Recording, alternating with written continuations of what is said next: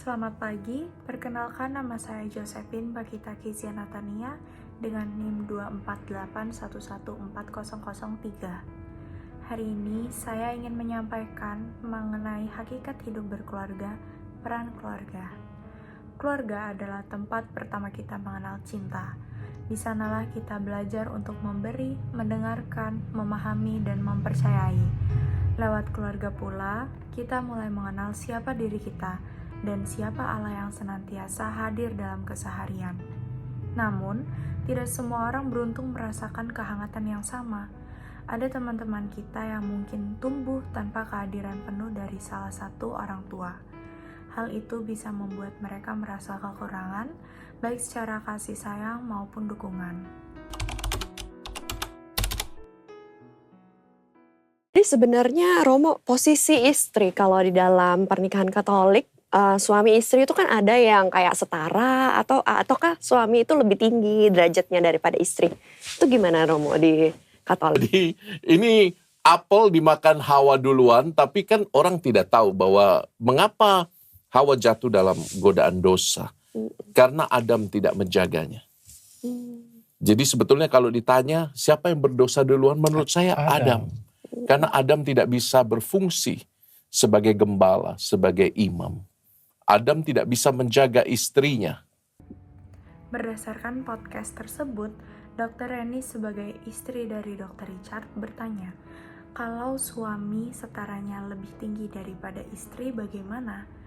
Romo Koko menjawab dengan mengangkat kisah dari kitab Kejadian. Secara kronologi, Hawa jatuh dalam dosa, tetapi Adam pun turut bertanggung jawab karena ia gagal menjaga dan melindungi istrinya.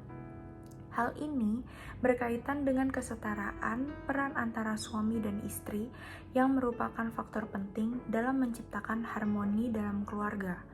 Dalam keluarga yang setara, baik suami maupun istri memiliki hak dan tanggung jawab dalam pengambilan keputusan, pembagian tugas sehari-hari, serta mendukung satu sama lain dalam perkembangan pribadi dan profesional.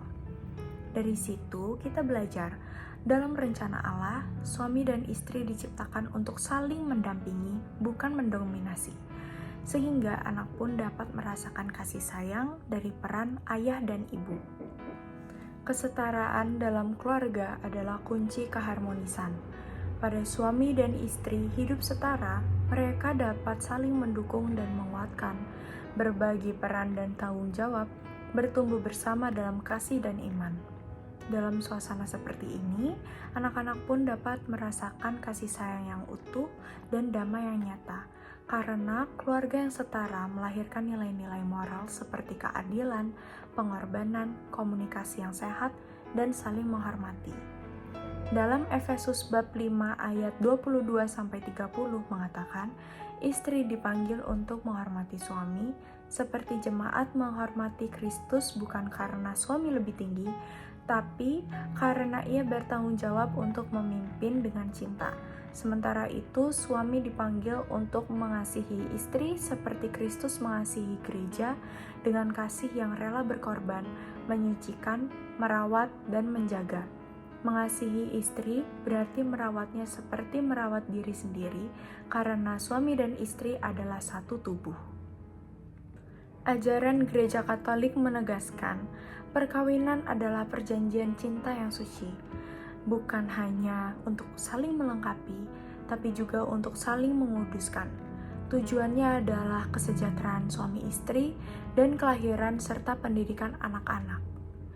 Suami dan istri adalah sahabat sejiwa dalam perjalanan menuju kekudusan. Bukan soal siapa yang lebih tinggi, tapi bagaimana keduanya saling merendah, saling melayani, dan saling mencintai dalam terang kasih Kristus. Demikian dari saya, bila ada salah kata mohon dimaafkan. Sekian dan terima kasih.